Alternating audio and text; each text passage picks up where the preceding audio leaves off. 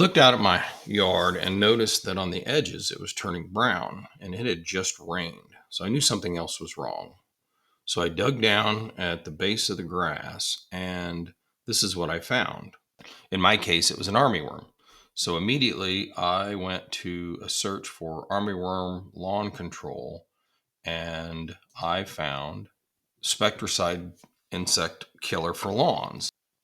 Okay, if you go to the back of the bag and you look up what the recommendations are for setting your spreader for armyworms, if you want to control this group, you go with zero point 0.8 pounds per thousand. I have a turf built edge guard, so you go to the chart.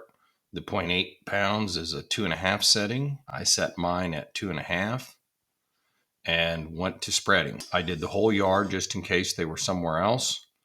I then went in and after I was finished, cleaned up the spreader.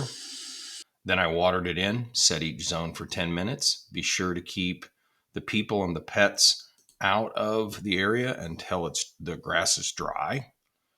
And then about 17 hours later, this is what I found. And you'll notice that this little sucker is dead. When I poked it, it didn't move at all. So a very effective product for controlling armyworms.